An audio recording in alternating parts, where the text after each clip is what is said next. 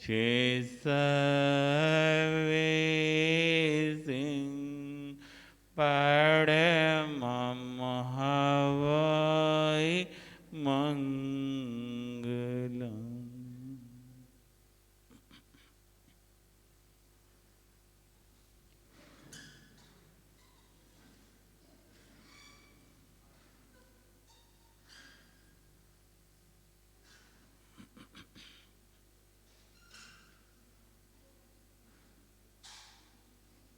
बोलिए भगवान महावीर स्वामी की। बाफड़ ले गुरु जी एक वारी, हाथ अपना छुड़ाइए ता आखी। हो बाफड़ ले गुरु जी एक वारी, हाथ अपना छुड़ाइए ता आखी। दर्शन दा सुख सानू देते सही, जे मुख पर ताइए ता आखी। हो दर्शन दा सुख सानू देते सही, जे मुख पर ताइए ता आखी।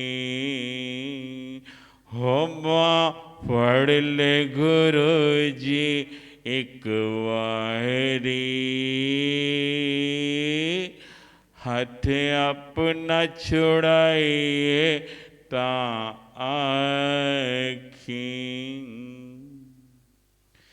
तू सब ते मेहरा करना है, सबना दे दुखड़े हरना है। तू सब ते मेहरा करना है, सबना दे दुखड़े हरना है। सेवा विच अपनी लाट सही, एक पल उकताइए ता आखी। सेवा विच अपनी लाट सही, एक फल उकताइए ता आखी। हो बाफड़ ले गुरु जी एक वारी, हाथ अपना छुड़ाइए ता आखी। मायूस किसे नो मोड़ी ना, विश्वास किसे दा तोड़ी ना। मायूस किसे नो मोड़ी ना, विश्वास किसे दा तोड़ी ना। चरना विच अपने थान देंदे, किंदरे फिर जाइए ता आखी। हो चरना विच अपने थान देंदे, किंदरे फिर जाइए ता आखी। बाफड़ ले गुरु जी एक वारी, हाथ अपना छुड़ाइए ता आखी। दाता ए तू स्वामी, तू सतगुरु अंतर्यामी।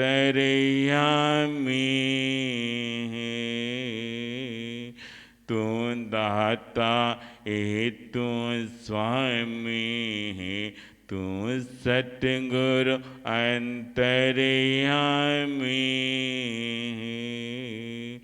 साहिल ते विक्रम कमा साइया, ना शुक्र मनाइए ता आखी। हो साहिल ते विक्रम कमा साइया, ना शुक्र मनाइए ता आखी। हो बा फड़ ले गुरु जी एक वारी, हाथ अपना छुड़ाइए ता आखी। दर्शन दा सुख सानू देते सही, जे मुख पर ताइए ता आखी।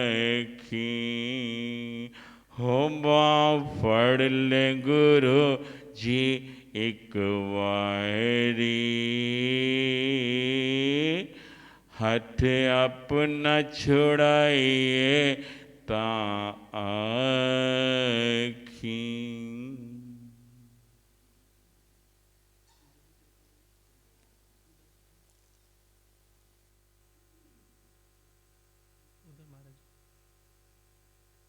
महासाध्वी प्रतिभा मूर्ति श्री सर्वज्ञ प्रभा जी महाराज साहब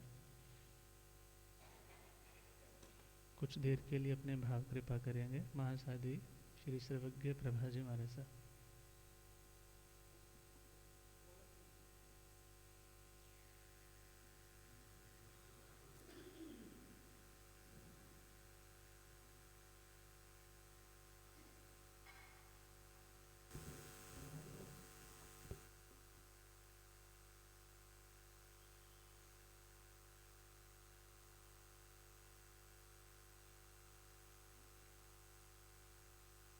एक बार हम सभी मिलकर गुरुदेव का आह्वान करेंगे, उन्हें वंदना नमस्कार करेंगे, पहले श्रवण करेंगे फिर साथ बोलने का प्रयास करेंगे।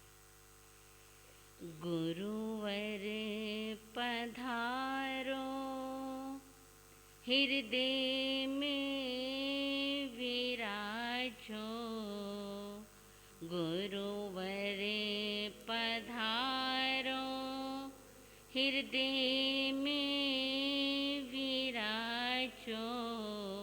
मेरी वंदना है, मेरी वंदना है, मेरी वंदना है, मेरी वंदना है। अपना बना लो चरण से लगा लो, अपना बना लो चरण से लगा लो। मेरी प्रार्थना है, मेरी प्रार्थना है, मेरी प्रार्थना है, मेरी प्रार्थना। आनंद ज्ञान की निकेतन ज्योतिर्मय भगवान महावीर स्वामी के चरणारविंद में मेरा भावभीना कोटिश वंदन। परम श्रद्धे परम पूजनीय आगम ज्ञाता ज्ञान प्रदाता उपाध्याय प्रवर श्रद्धे गुरुदेव जी महाराज साहब, परम श्रद्धा परम पूजनीय वंदनिया गुरनी जी महाराज के पावन चरण कमलों में कोटिशय वंदन। पाट पर शोभायमान तपस्वी रतन श्रद्धे श्री प्रभु मुनि जी महाराज साहब, व्याकरणाचार्य श्रद्धे श्री प्रभास मुनि जी महाराज साहब के पावन चरण कमलों में कोटिशय वंदन। उपस्थित धर्म प्रेमी बंधु, माताओं एवं बहनों, गुरुदेवों के पावन चरण कमलों में रहकर उनकी पावनमय कृपा दृष्टि से मैं जो कुछ भी ग्रहण कर रही हूँ वही कुछ देर के लिए आपके समक्ष महाराज श्री जी की आज्ञा से सुनाना है। कितना पावन और पवित्र दिन हम सभी के मध्य में आने वाला है। उसकी तैयारियों के अंदर भी सारे जुटे हैं, लेकिन आप जानते हैं एक विरक्त आत्मा किस प्रकार से उस मोह रूपी संसार को तिलांजलि देकर उस मोक्ष मंजिल को पाने के लिए कैसी तैयारी कर रहा है। सारी जिंदगी के लिए सामायिक ले रहा है। अध्यापक वर्ग ज़्यादा है यहाँ पर,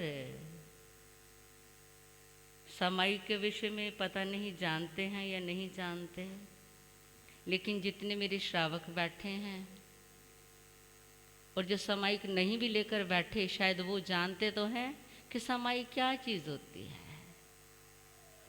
48 मिनट तक शुद्ध भावों के साथ एकाग्रचित होकर बड़ी समता के साथ बैठे हैं, धर्म ध्यान के अंदर तल्लीन हैं। आप लोग भी कहते हो 2 घड़ी परमात्मा का नाम लिया करो, कहते हैं ना। भले ही कोई धर्म हो, कोई गुरु हैं, सभी क्या कहते हैं 2 घड़ी तो परमात्मा का। सामायिक का समय भी इतना ही होता है। तो चलो आज थोड़ा सा सामायिक के विषय में बताती हूँ। जिंदगी के अंदर और कुछ पाओ ना पाओ, लेकिन कम से कम 2 घड़ी परमात्मा के साथ तो क्या कर लिया करो। सारी दुनिया से बातें करते हो और स्कूल में भी, आज स्कूल के प्रांगण में आए हैं प्रिंसिपल महोदया, अच्छी तरीके से सभी से परिचित है। स्कूल में आते हैं, सबसे पहला काम क्या होता है, क्या करवाते हो? प्रेयर होती है ना। अब मैं आपसे पूछ लूँ, व्हाट इज प्रेयर? प्रेयर क्या होती है? Prayer is heart talk with God, ठीक है ना। और यही प्रेयर करने के लिए, यही सामायिक करने के लिए, यही धर्म ध्यान करने के लिए हम क्या करते हैं, 2 मिनट 2 घड़ी जो बैठते हैं, भाइयों ने वस्त्र परिवर्तित किए हुए हैं और बहनों ने मुख पर वस्त्रिका लगाकर क्रेमी भंते का पाठ पढ़ लिया, वंदना कर ली और क्या कर लिया। लेकिन इस समय की कीमत कितनी होती है? बबली भाई, राजेश भाई बताओगे समय की कीमत कितनी? 2 घड़ी की सामायिक है, लेकिन जो सचिन बैरागी वो सारी जिंदगी के लिए सामायिक लेने जा रहा है। एक बार पुनिया शरावत के पास सरल सा विषय दे दूं, आपको समझ आ जाए। पुनिया शरावत के पास मगध नगरी का राजा पहुंच गया और क्या कहने लगा, क्या मांगने गया। झोपड़ी में पहुंचा है उस पुनिया शरावत के पास। उस पुनिया शरावत की आमदनी इतनी है कि एक ही व्यक्ति का भोजन बन पाता है। घर के अंदर पति और पत्नी 2 है। एक दिन पत्नी भोजन करती है और एक दिन दूसरे का भोजन सो पात्र दान में दे दिया जाता है। उसी झोपड़ी के बाहर मगधाधिपति वो श्रेणिक राजा पहुंच गया। जैसे ही राजा पहुंचा है वहां पर उस पूनिया श्रावक ने देखा कि मेरी नगरी का राजा मेरी झोपड़ी में आया है, बहुत प्रसन्न हो गया। अपनी झोपड़ी के अंदर उसने दृष्टि डाली, देखने लगा कि राजा को कहाँ पर बिठाऊं, लेकिन उस झोपड़ी के अंदर कोई सोफ़ा सेट नहीं था, कोई सेट्टी नहीं थी, कोई चेयर नहीं थी। टाट का एक पुराना सा टुकड़ा उठा कर लाया और बिछा कर क्या कहने लगा, महाराज आप यहाँ पर विराजिए। वो राजा क्या कहने लगा, सुनो पुनिया श्रावक, आज हम तुमसे कुछ मांगने के लिए आए हैं। पुनिया श्रावक कहने लगा, इतनी बड़ी ये मगध नगरी है, क्या आपको मेरे अलावा कोई दूसरा व्यक्ति नहीं मिला जिसका आप मजाक उड़ा सकें? राजा कहने लगा कि नहीं, जिस चीज़ की मुझे ज़रूरत है वो तुम्हारे अलावा और किसी के पास है ही नहीं। तो कृपा करो मेरे ऊपर, बताओ मुझे मैं क्या सेवा कर सकता हूँ। उस समय उस मगधाधिपति ने, क्यों साहिल, क्या मांगा था कि तुम्हारी एक सामाई का फल मुझे चाहिए। पुनिया श्रावक हाथ जोड़कर कहने लगा कि आप राजा हैं, आप सत्ताधीश हैं, हम आपकी प्रजाएं हैं। आपके एक इशारे से मुझे देश निकाला भी मिल सकता है, आपके एक इशारे से मेरा सिर मेरे धड़ से अलग भी करवाया जा सकता है, और आप ही के एक इशारे से मुझे सिंहासन पर भी बिठाया जा सकता है। लेकिन जिस वस्तु की तुमने मांग की है वो आत्मा की वस्तु है, उसे मैं कैसे दे सकता हूँ। राजा राजनीति खेल गया, धन का अंबार लगा दिया। उस समय पुनिया श्रावक ने पूछ ही लिया कि बताओ जरा, आपको मेरे पास समाई का फल लाने के लिए किसने भेजा है? बताया कि वो घट घट की जानने वाले, वो सर्वज्ञ सर्वदर्शी वीतराग प्रभु ने मुझे नरक में ना जाने के 4 कारण बताए हैं, और उन 4 कारणों में से एक कारण ये बताया है कि यदि पुनिया श्रावक की एक समाई का फल मुझे मिल जाए तो मुझे नरक में नहीं जाना पड़ेगा। अच्छा, तो उन्हीं चरणों में जाओ, वहीं से पूछ कर आओ। मुझे धन दिखा रहे हो, मुझे प्रलोभन दे रहे हो, एक बार उन्हीं चरणों में जाओ और पता करके आओ कि समाई की कीमत कितनी होती है। जितनी कीमत वो बताएंगे उसके बाद अगला कार्य कर लिया जाएगा। बड़ा खुश है राजा और खुशी के क्षणों में जा रहा है।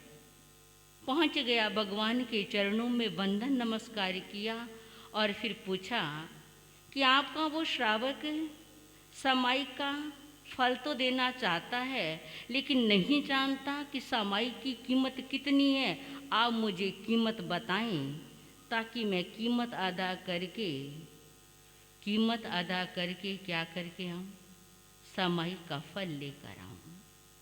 उस समय मेरे भगवान ने क्या जवाब दिया था, जरा ध्यान से सुनना।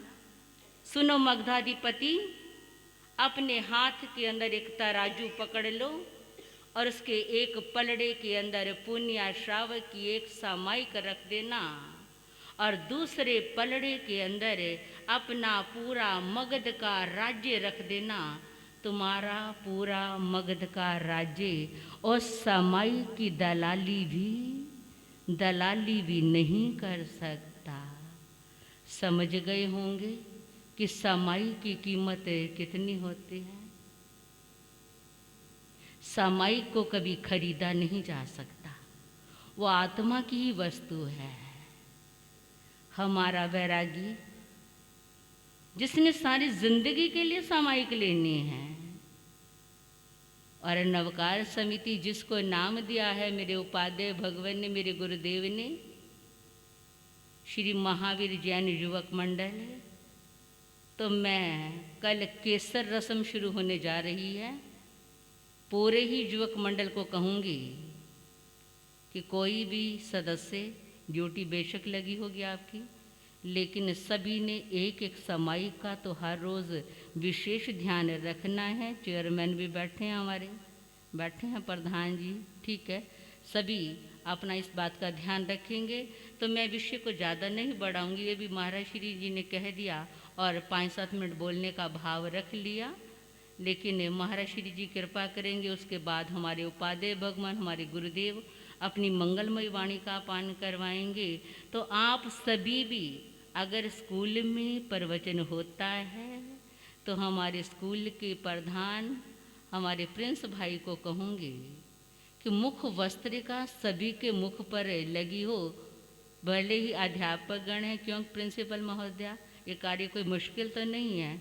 सभी के मुख पर प्रवचन हॉल के अंदर मुख वस्त्रिका हर किसी के मुख पर हो, जल्दी ही मुख वस्त्रिका आपके पास पहुंच जाएंगी। क्यों अध्यापकगण, आपको किसी को मुख वस्त्रिका लगाने में कोई श्रद्धा भक्ति भावना से हम सभी उस दिन का इंतज़ार जो कर रहे हैं, और कल से वो कार्यक्रम शुरू होने जा रहे हैं। केसरिया रंग के अंदर किस प्रकार से रंगेगा हमारा वैरागी। और इतना ही कहते हुए अब हमारे श्रद्धेय महाराज श्री जी अपनी मंगलमय वाणी का पान हम सभी को करवाएंगे। इसी भावना के साथ आम शांति।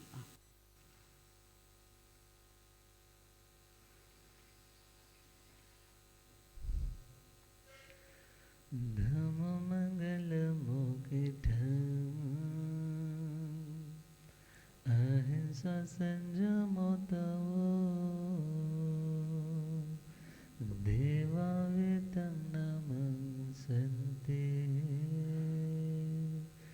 जस धमे स्वया मनो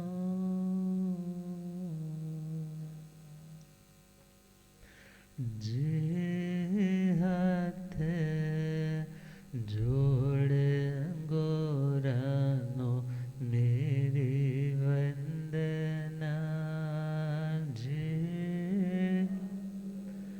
जोड़ गोरानो एक बार वंदना, हजार बार वंदना। एक बार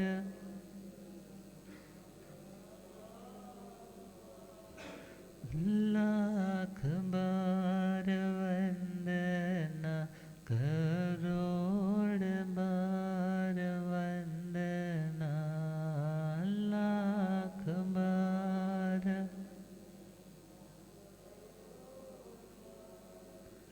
जे हाथ जोड़ गोरानो मेरी वंदना। जे हाथ जोड़ गोरानो। अनंत अनंत शांति के निकेतन शासनपति भगवान महावीर स्वामी के पावन चरणवृंदों में हार्दिक भावना वंदन नमन। मेरे अंधेरे जीवन को रोशनी प्रदान करने वाले परम उपकारी आगम ज्ञान के भंडार, आगम ज्ञाता, आगम पुरुष, जैन शास्त्र रतन हिमाचल केसरी उपाध्याय भगवंत श्रद्धेय गुरुदेव श्री जितेंद्र मुनि जी महाराज साहब के पावन चरण कमलों में हार्दिक भावना वंदन नमन। विराजमान तपस्वी रतन श्री प्रभु मुनि जी महाराज साहब के चरणों में वंदन। पाठ पर शोभायमान हरियाणा सिंघनी महासाध्वी श्री सर्वज्ञ प्रभा जी, महासाध्वी श्री नमिता जी, धर्म सभा में उपस्थित धर्म अनुरागियों, सुशीलवती माताओं एवं बहनों, असीम पुण्यदय से भाग्योदय से आप सबको संतों का समागम और वीतराग प्रभु वाणी श्रवण करने का शुभ अवसर मिल रहा है। हमने विषय टॉपिक प्रारंभ किया हुआ है ऑलरेडी। श्रीमद् उत्तराधीनजी सूत्र, जिसमें आत्मा के अनसुलझे प्रश्नों के भी उत्तर मिल जाते हैं। अध्यात्म के मार्ग पर बढ़ने वाली आत्माओं को स्टेबिलिटी देने वाला, दिशा निर्देश देने वाला यह सूत्र, जिसका 14 चैप्टर जो हमने सुनाना प्रारंभ किया है, ईशुकारी। 6 आत्माएं जो पूर्व जन्मों में भी साधु जीवन अंगीकार कर चुकी हैं, और उन 6 आत्माओं में से 4 तो बड़ी एज के हैं और 2 बच्चे हैं। 2 बच्चों को संतों के दर्शन से पूर्व जन्म की स्मृतियां होती, जाति स्मरण ज्ञान, और पिता के पास आज्ञा लेने के लिए आते हैं कि अब हम गृहस्थ दशा का पूर्णतया त्याग करके साधु वृत्ति अंगीकार करना चाहते हैं। और यह वह समय है जिस समय दुनिया में एक मान्यता प्रचलित है, अपुत्रस्य गतिर्नास्ति स्वर्गो नैव च नैव च, अर्थात जिसके घर में बेटा नहीं है उस व्यक्ति की सदगति भी नहीं होगी। अर्थात बेटा है तो पिता को मुखाग्नि देगा, बेटा है तो पिता के श्राद्ध करेगा। और यह मान्यता, यह बिलीफ सिस्टम उस टाइम सेटअप हो चुका था। तो ऐसे समय में वैराग्य का मार्ग मानो लुप्त सा हो रहा था। कोई साधु बनने की, संन्यास आश्रम में जाने की भावना भी रखता तो वह बहुत मुश्किल काम था कि उस टाइम के कल्चर से हट करके कुछ कर पाना। और वो 2 बच्चे, माता पिता के 2 ही बेटे हैं, और वो दोनों के दोनों पूर्व जन्म की साधना को याद करके कहते हैं कि अभी हमारा साधना का मार्ग शेष पड़ा है। साधना मीन्स प्रैक्टिस। साधना का मतलब प्रैक्टिस, एक अभ्यास। और वो साधना किसके लिए? साध्य की सिद्धि के लिए। साध्य मीन्स जो आपका डिजायर्ड गोल है उसे अचीव करने के लिए जो प्रोसेस, जो प्रैक्टिस, जो मेहनत, परिश्रम किया जाता है, उस सारे के सारे होलसम का नाम क्या है? साधना। और उन्हें याद आया कि हमने बहुत रास्ता तय कर लिया है मगर अभी भी मंजिल आई नहीं है। तो हमें मंजिल तक जाना है, और वो मंजिल ऐसी जहाँ पर देह नहीं, देह से जुड़ा कोई रिश्ता नहीं, जहाँ किसी भी तरह का कोई संयोग नहीं, किसी तरह का कोई वियोग नहीं, जहाँ पर जिंदगी के टेम्परेरी रिलीफ के समान सुख नहीं, और सावन की बौछार जैसे धूप आने से सूख जाती है ऐसे दुख नहीं। अर्थात जहाँ पर हर चीज़ में समता है, हर चीज़ में इक्वेनिमिटी है, अर्थात जो आत्मा सदा आनंद स्वरूप में है, कभी रीइनकार्नेट भी नहीं करती। उस लक्ष्य तक पहुंचने के लिए ये साधना का मार्ग उन्होंने चूज तो किया है, मगर बड़ों की आज्ञा के बगैर जिस माता पिता ने जन्म दिया उन्हें बिना पूछे, उन्हें बिना विश्वास में लिए, उनकी बिना ब्लेसिंग्स लिए तो कोई बच्चा साधना के मार्ग पर भी सफल होना चाहे तो वहाँ पर भी क्वेश्चन मार्क लग जाता है। तो वो दोनों बच्चे पिताजी के पास आकर के कहते हैं कि पिताजी हमें ये दुनिया अशाश्वत लगती है। अशाश्वत मीन्स जो चेंज होने वाली चीज़ है, फ्लिटिंग एग्जिस्टेंस वाली है, इफेमरल है, टेम्पोरल है, उसे क्या बोलते हैं? अशाश्वत। तो दुनिया का कोई भी रिश्ता शाश्वत नहीं, दुनिया की कोई भी अवस्था शाश्वत नहीं, अतः हमारा इस अशाश्वत स्थान पर मन नहीं लग रहा। क्योंकि एक समय आएगा जब आपको भी जाना है, पता नहीं आप पहले जाओगे या हम पहले जाएंगे, ये देह भी छोड़ना पड़ेगा। अतः हम शाश्वतता को पाना चाहते। और हे पिताजी, दुनिया में अच्छे कार्य में विघ्न बहुत होते। साधना करनी है, आपने जाप करना है, सेवा के लिए जाना है, तो आपके पास और कई काम एकदम से निकल करके आ जाते।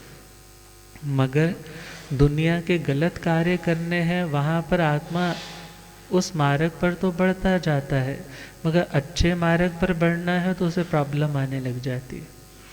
तभी तो लिखने वाले ने लिखा है ना, रे माला तेरा जपना कठिन है, रे माला तेरा जपना, जपना कठिन तेरा रटना कठिन है, जपना कठिन तेरा रटना, रे माला तेरा जपना कठिन है, रे माला तेरा। मीन्स यदि कुछ अच्छा काम करना है उसमें तो बहुत विघ्न आ जाते हैं, और यदि कुछ गलत करना है तो देखो दुनिया में गलत कितना हो रहा है। अब विचार करना है, कुछ अच्छा काम करना है तो कहते हैं जी स्वास्तिक बनाओ, कहीं विघ्न ना आ जाए, कुछ मंगलिक कार्य, कुछ रस्में कर लो, किसी तरह का कोई ऑब्स्टेकल ना आ जाए। मगर जो लोग गलत काम करने जाते हैं, किसी का मर्डर करने जा रहे हैं, किसी को चीट करने जा रहे हैं, किसी से गलत व्यवहार करने जा रहे हैं, तो वो लोग कभी कुछ मांगलिक काम करके जाते हैं, मगर फिर भी वो अपनी इच्छा को एग्जीक्यूट कराते। अर्थात अच्छा करने वाले लोगों को ज़िंदगी में बहुत से ऑब्स्टेकल से, रुकावटों से सामना करना पड़ता है। और हमारी इच्छा क्या है कि हम तो साधना करना चाहते हैं, और ये साधना युवा अवस्था में जितनी अच्छी हो सकती है उतनी बढ़िया अंतिम अवस्था में आप सोचो तो वो नहीं हो पाएगी। अतः है पिताजी, आयुष्य बहुत थोड़ी है। दुनिया में तो पता है ना सनराइज़ का क्या टाइम है, आजकल 7 o'clock के आसपास है हमारे इधर का। और ये भी पता है कि दोपहर के इतने बजे सूर्य बिल्कुल ऐसे स्कॉर्चिंग हीट हो जाएगी, बहुत तेज़ी से चमकेगा, उसकी उष्णता सही नहीं जाएगी, देखा नहीं जाएगा। और शाम के टाइम इस टाइम पे इस डायरेक्शन में ईस्ट से उदय हुआ है और वेस्ट में जाकर के अस्त हो जाएगा, इतना तो सबको पता है। मगर ज़िंदगी का सूरज उदय तो हुआ है, मगर किस टाइम अस्त होगा इसकी जानकारी, इसका ज्ञान नहीं है। इसलिए हे पिताजी, ज़िंदगी के सूरज के अस्त होने से पहले पहले हम ये साधना के महामार्ग पर बढ़ना चाहते हैं, अतः आप हमें आज्ञा प्रदान करें। तो उनकी ये बात सुनने के बाद पिता एकदम से शॉक्ड है। यदि एक बच्चा, एक बेटा आकर के ये भी बोलता है ना कि पापा मैं आपसे अलग होना चाहता हूँ, अब मेरा गुजारा आपके साथ एक किचन में नहीं हो रहा, तो उस पिता को कितना शौक लगता है। मगर वो भले बेटा आपके साथ ही रहेगा, मगर वो बेटा जो सदा सदा के लिए पिताजी को, माता को छोड़ करके जाने के लिए तैयार हो चुका है, उस पिता पर तो क्या गुजरती होगी। और जैसे ही पिता ने ये बात सुनी कि ये सदा सदा के लिए दूर जाना चाहते हैं, तो पिता क्या कहने लगे, अहताय गोतत मुणीणते से तव स्वाघाय करं वयासि इमं वयमेयो वियो वयन्ति जहाँ न होई असुयाण लोगो। अहताय गो मीन्स जैसे ही पिता ने बच्चों की भावना को सुना, तथ मुनीण ते सिंह, अर्थात अभी भले वो मुनि साधु बने नहीं है, मगर भविष्य में मुनि बनने की ठान चुके हैं। तो उन भावी मुनियों को पिताजी उनकी भावना को डाइवर्ट करने के लिए, उनकी इच्छा को चेंज करने के लिए क्या कहने लगे, इमम वयम वेय वियो वयंती।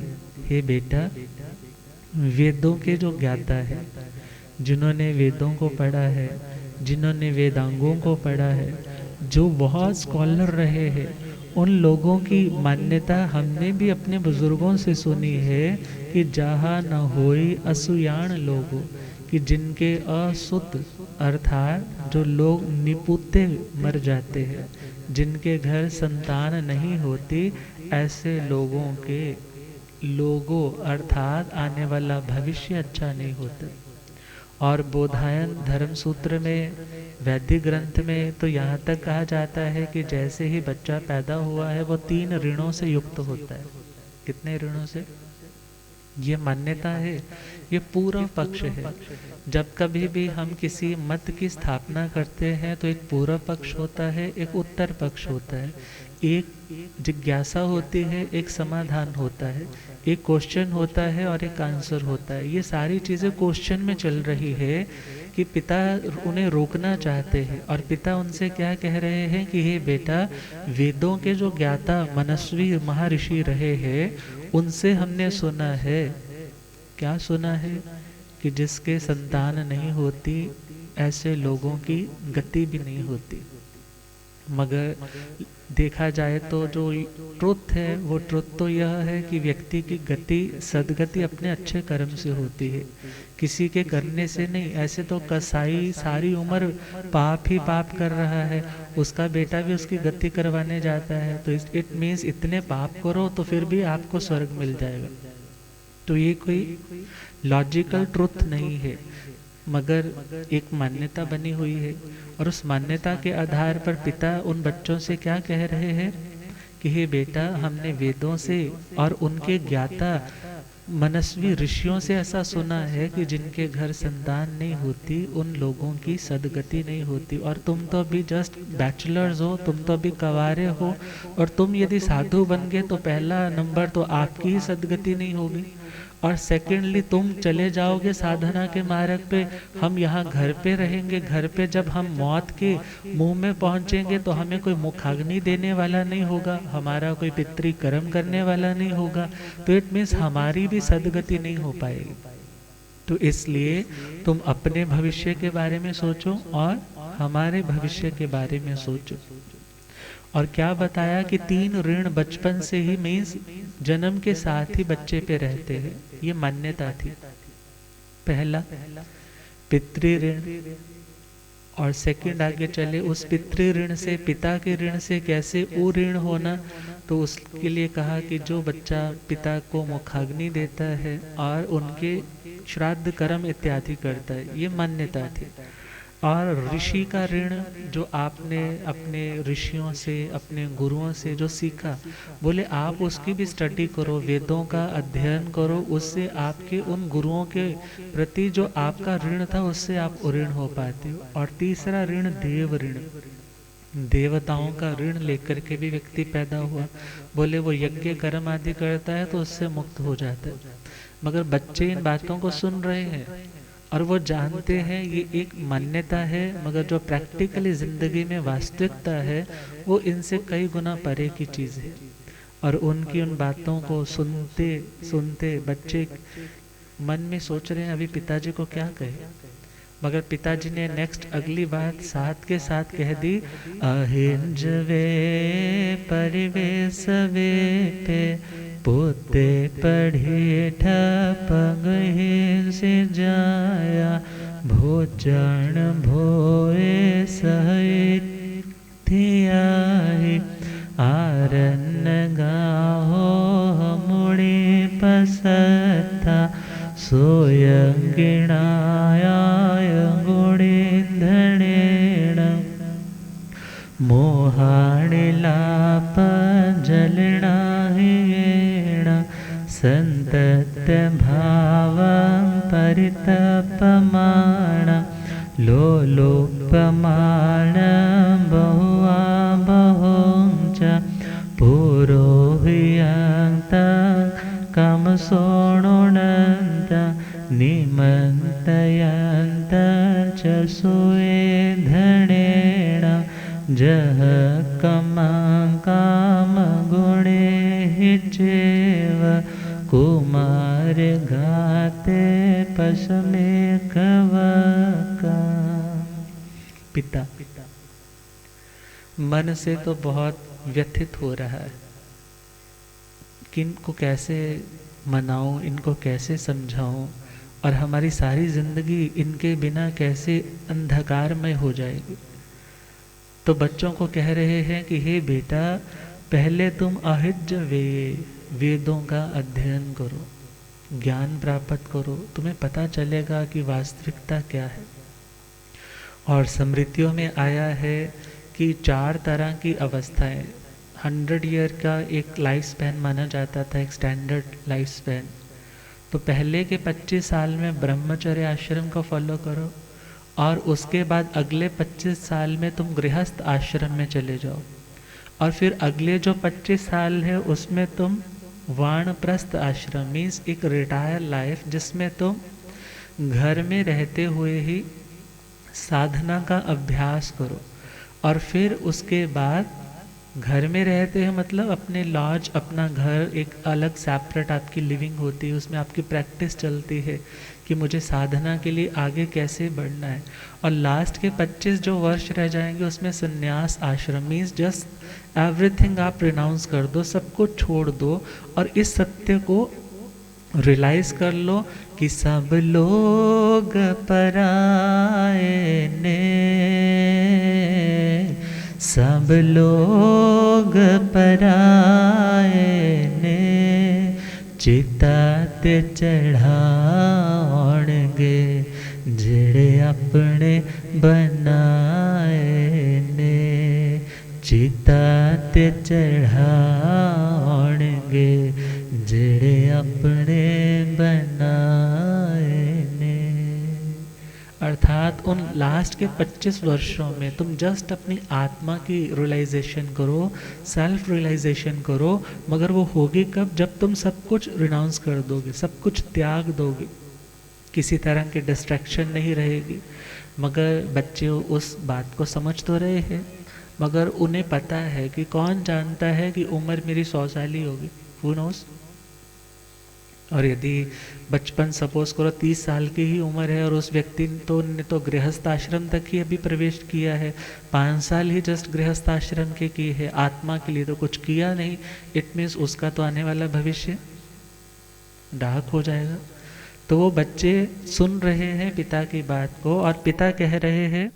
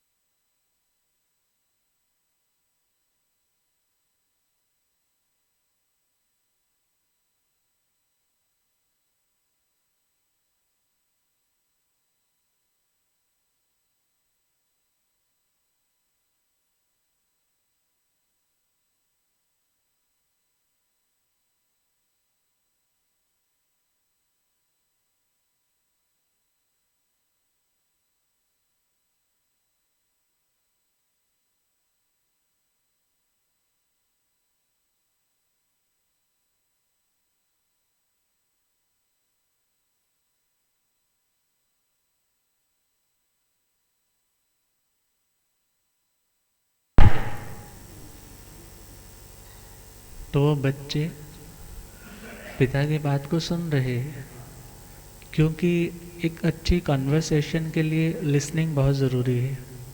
यदि आप अच्छे श्रोता नहीं हो तो आप एक अच्छे वक्ता भी नहीं बन सकते। अपनी बात को मनाने के लिए पहले सामने वाले के व्यू पॉइंट को, उसके एंगल को समझना बहुत ज़रूरी है। तो बच्चों ने सोचा चलो पिताजी की बात को पहले सुनना चाहिए, जस्ट उनके ऊपर अपनी बात थोपना ये भी उचित नहीं है। तो उन्होंने पिता की बात को सुना, और पिता क्या कह रहे हैं, बेटा पहले वेदों का अध्ययन करो, फिर परिविश्व विप्पे, फिर विप्रो, विप्र अर्थात जो ब्राह्मण लोग हैं उन्हें अच्छी तरह से संतुष्ट करो। सेवा करना गलत नहीं है, मगर मात्र सेवा तो आपने कर दी, भोजन तो करवा दिया, मगर अपना जीवन पवित्र नहीं है, तो उससे आपका कल्याण होने वाला? मात्र ऐसा करने से तो कल्याण नहीं ना हो जाएगा। और थर्ड पॉइंट दिया कि पुत्ते पड़ी ठप्प गिहिन सी जाया, कि हे बच्चों तुम घर में रह कर के शादियाँ होंगी, बच्चों को जन्म दो, भोचाण भोए सह इत्थियाहि, और स्त्रियों के साथ अपनी रमणियों के साथ दुनिया के विपुल भोगों को, जो मेटेरियलिस्टिक आपकी जो भावनाएं हैं उनकी संपूर्ति करो। और फाइनली आरण्यगा हुह मुनि पसत्त, फिर उसके बाद आप लोग अरण्यवासी, अरण्य मतलब जंगल को अरण्य बोलते हैं, अर्थात आप पूरी तरह से दुनिया से हट करके आत्मा का चिंतन करो। और वो बहुत प्रशस्त मार्ग है, बहुत उत्तम मार्ग है, बहुत कल्याणकारी मार्ग है, मगर ये सारी चीज़ें जवानी में नहीं होती। तुम ये सारी साधना कब करना? लास्ट जिंदगी के अंतिम पड़ाव में। और बहुत लोगों की यही मेंटालिटी रहती है, मगर ध्यान देना है, जिन लोगों ने आज सुबह सुबह प्याज के परांठे खाए हैं, हाँ, साथ में दही भी खा लिया है, इलायची इत्यादि भी ले ली है, और मूली के परांठे खाए हैं, तो शाम तक डकार कौन से आएंगे? इलायची के थोड़ी आएंगे, किसके आएंगे? वो प्याज वाली स्मेल आएगी, वही चीज़ें आपकी आएगी। मीन्स जिस व्यक्ति की प्रैक्टिसेस बचपन से लेकर के लास्ट तक अच्छी है, उसके अंतिम समय भी भावनाएं अच्छी ही आएगी। और यदि शुरू से भावनाएं तो अच्छी नहीं है, सारी उम्र तो गलत ही काम किए हैं, तो ऐसा व्यक्ति ये सोचे कि लास्ट में मेरी भावनाएं प्योर होने लग जाए, तो बहुत मुश्किल वाला काम है। और सेकेंडली कौन जानता है कि उम्र इतनी है, ये उससे भी कम रह जाएगी। तो बड़े गुरुदेव पधार रहे हैं। हो रब मेरा सतगुरु बन के आया, मैनू वेख लैण दे। हो रब मेरा सतगुरु बन के आया, मैनू वेख लैण दे, के मथा टेक लैण दे। ओ मैनू वेख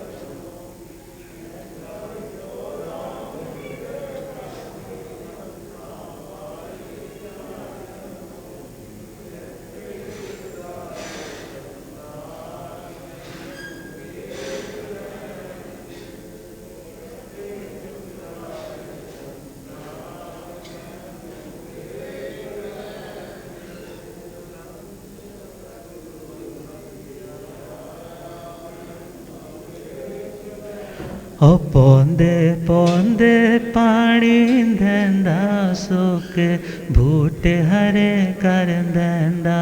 पौंदे पौंदे पानी देंदा, सुके हो केड़ा माले बन के आया, मैनू वेख लैण दे। ओ केड़ा माले बन के आया, मैनू। ओ रब मेरा सतगुरु बन के आया, मैनू। बोलिए आगम ज्ञाता आगम पुरर्जिन शास्त्रधन हिमाचल केसरी उपाध्याय भगवंत श्रद्धे गुरुदेव श्री जितेंद्र मुनि जी महाराज की जय।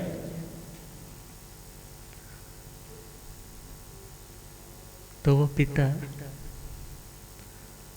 जो बच्चों को समझा रहा है कि बेटा ये संन्यास आश्रम लास्ट की लाइफ स्पैन में अपनाना चाहिए। 4 डिवीज़न में जिंदगी को बांटा और चौथे हिस्से में ये काम करो, संन्यास लेना है। और वो पिता शोक की अग्नि से मानो इस तरह इस कदर व्यथित है कि मन में अब भय आ चुका है, डर आ चुका है। और अधिकांशतः जब हम भीतर से डरे होते हैं तो हम काम भी हबड़ा दबड़ी से, जो नहीं बोलना वो बोल देते हैं, जो नहीं करना वो कर देते। और यदि आप स्टेबल होकर सोच करके आंसर करो तो आप समस्या को सुलझा सकते हो। मगर भय के वातावरण में व्यक्ति जल्दबाजी करता है और उस हेस्टीनेस के कारण बहुत बार नुकसान उठाना पड़ता है। और वो दोनों बच्चे पिता को देख तो रहे हैं, मगर वो पिता शोक की अग्नि से जल रहा है।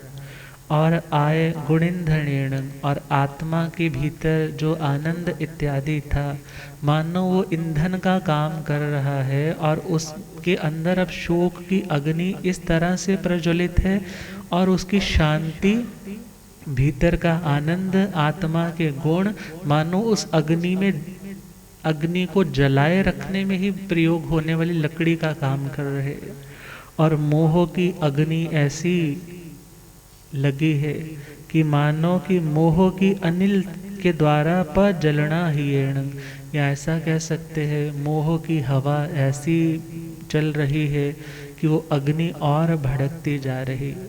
क्योंकि आग को बने रहने के लिए हवा की ज़रूरत है, और हमारी ज़िंदगी में हमारी तड़प, हमारी व्यथा, हमारे दुख को बने रहने के लिए स्मृति और उसके साथ साथ आसक्ति, जिसमें दोनों वर्ड आ जाएंगे, राग और द्वेष, दोनों ही पंपिंग का काम करते हैं। जैसे चूल्हे में फूकना होता था ना, फूकने से क्या करते, जब आग ठंडी पड़ती तो उससे हवा करते।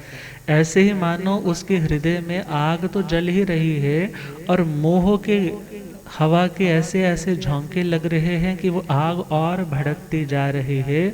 और संतप्त भाव परितप्यमाण, और भीतर से बहुत संतप्त है। और दैट्स वाई पूरी तरह से यदि मन किसी व्यक्ति का व्यथित होता है ना, तो उसका टेम्परेचर उसकी बॉडी पर भी आने लग जाता है। अर्थात अंदर से यदि कोई व्यक्ति इस तरह से गम की आग में जल रहा है, वियोग की, विरह की इस व्यथा से गुजर रहा है, तो उसका शरीर, उसकी आंखें भी मानो हीट छोड़ने लग जाती। और लोलुप्यमाण बहुआ बहुंच, और बहुत से भावों को वो शब्द रूप भी नहीं दे पा रहा, मगर अव्यक्त रूप से बच्चों को बार बार मनाने की कोशिश कर रहा है। और वो पुरोहित उन बच्चों को अनुक्रम से निमंत्रण देता है। कभी कहता है तुम शादी करवा लो, कभी कहता है स्त्रियों के साथ रहो, कभी कह रहा है बच्चे हो जाएंगे फिर उसके बाद तुम तैयारी करना। और यथाक्रम से काम गुणे ही चेव, अर्थात दुनिया की इंद्रियों के विषयों की उन्हें निमंत्रणा दे रहा है। और बच्चों को बार बार इन शब्दों से समझा रहा है कि बेटा तुम हमें छोड़ करके जाओगे तो तुम्हारा भी नुकसान होगा और हमारा भी नुकसान होगा। मगर वो तो उस महामार्ग पर बढ़ेंगे ही बढ़ेंगे। क्यों? क्योंकि जिनके भीतर वैराग्य का दीपक जल जाता है और फिर उसे मोह की आंधियाँ बुझाने में समर्थ नहीं हो पाती। भावी मुनिवरों की सुनते हैं हम कहानी, मुक्ति नगर के राही की सुनते हैं कहानी। जन्मों के थे जो साधक थी साधना रूहानी, जन्मों के थे जो साधक थी साधना। भावी मुनिवरों को संयम से रोकने को वेदों का दे हवाला, दुनिया में झोंकने को दुनिया में झोंकने को, औलाद बिन जो मरते भटके सदा वो प्राणी। भृगुदेव कहते बेटा करना नयो न धानी। मुक्ति नगर के राही की सुनते हैं कहानी। जन्मों के थे जो साध थे साधना रूहानी। वेदों के बन के ज्ञाता विप्रों की सेवा करके। रंभा से रमणियों को बाहों में अपनी भर के। बाहों में अपनी भर के। बच्चों का देख मुखड़ा लिखो मोक्ष की कहानी। जन्मों के थे जो साध थे साधना हो। जन्मों के थे जो साध थे साधना रूहानी। अब बच्चों ने तो सुन लिया, अब चर्निंग चलेगी, चिंतन चलेगा। और चिंतन का जो नवनीत जो मक्खन एक्सट्रैक्ट उनके पास आएगा, किस तरह से वो पिता को मनाते हैं, किस तरह से उन्हें समझाते हैं कि जो आप कह रहे हो वो मोह के अधीन होकर कह रहे हो। किस तरह उन्हें आज्ञा मिलती है, किस तरह आगे बढ़ते हैं। कंटिन्यू करेंगे। कल केसर की रस्म है, कल तो केसर का ही टॉपिक रहेगा। परसों से इस टॉपिक पे आएंगे। तो कल की तैयारियां उस मुमुक्षु आत्मा की तो है ही है, और आप लोग भी बहुत भावनाओं के साथ अपनी तैयारियों में लगे हुए हैं।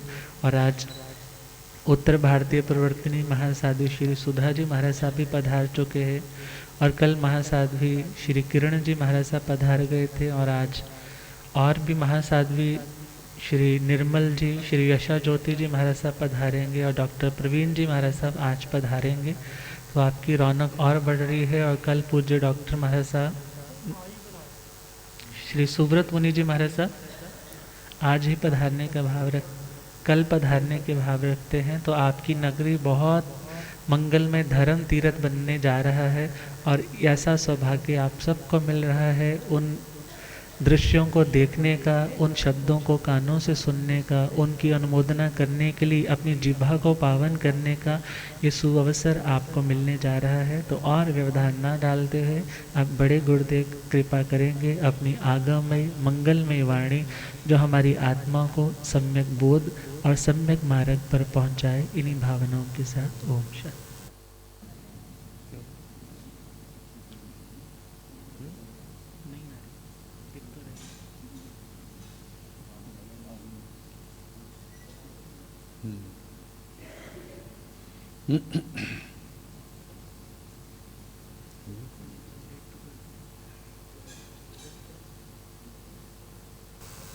जब तक हमारे महासाध्वी जी प्रवर्तनी जी महाराज साहब पधार रहे हैं तो प्रेम से गुनगुनाए।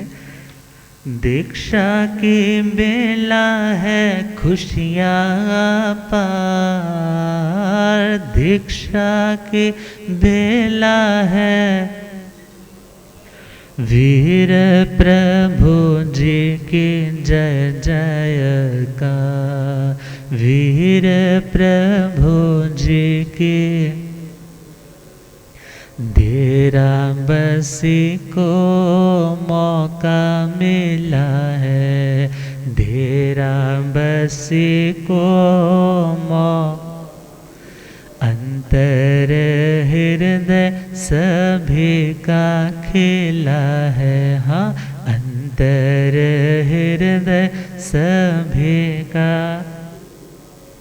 अवसर ये जीवन में अवसर ये जीवन में आए हर बार, अवसर ये जीवन में आए हर बार। वीर प्रभु जी की जय जयकार, वीर प्रभु जी की। एक वैरागी जो दुनिया को छोड़े, हाँ एक वैरागी जो दुनिया को, कितने दिलों को वैराग्य से जोड़े, हाँ कितने दिलों को वैराग्य से। गुरुवर जी नैया को कर देंगे पार, गुरुवर जी नैया को कर देंगे पार। वीर प्रभु जी की जय जयकार, वीर प्रभु जी की। दीक्षा की बेला है खुशियाँ पार, दीक्षा की। वीर प्रभु जी की जय जयकार, वीर प्रभु जी की। परवरत निजी आज पधारे, परवरती निजी आज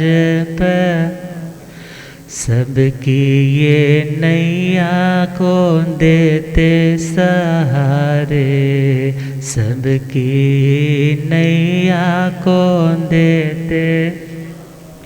प्रभास खुशियों की आई बहार, प्रभास खुशियों की आई बहार। वीर प्रभु जी की जय जयकार, वीर प्रभु जी की। हर्ष हर्ष हर्ष हर्ष। बहुत बहुत स्वागत है, अभिनंदन है हमारे श्रवण संघ उत्तर भारतीय प्रवर्तनी महासाध्वी भगवती स्वरूपा श्री सुधा जी महाराज साहब, कोकिलकंठी महासाध्वी प्रवचन प्रभाविका पंजाबी रांगना श्री किरण जी महाराज साहब, महासाध्वी श्री संतोष जी महाराज साहब की सुशिष्या महासाध्वी मधुर गायिका श्री समीक्षा जी महाराज साहब, जिनका आज मंगल में पदार्पण हुआ है। सभी का हार्दिक हार्दिक अभिनंदन है, स्वागत है। आपका आना शुभ है, मंगल है, सभी के कल्याण का, सभी के उत्थान का यह कारण बने। इन्हीं शुभ भावनाओं के साथ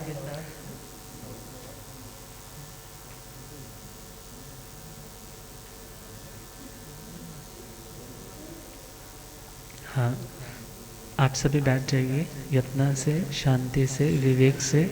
तो हम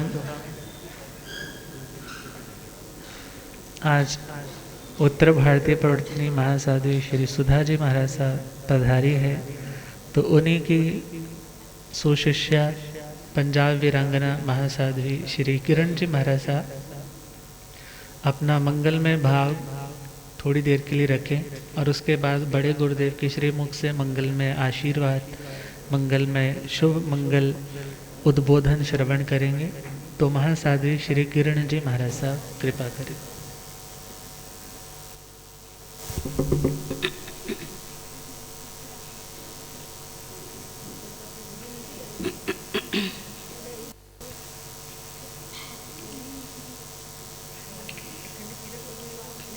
ध्यान मूलम गुरोर्मूर्ति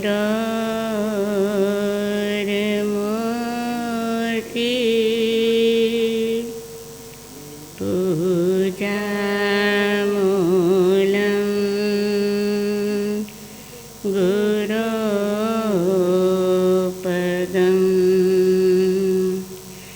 शास्त्रमूलम्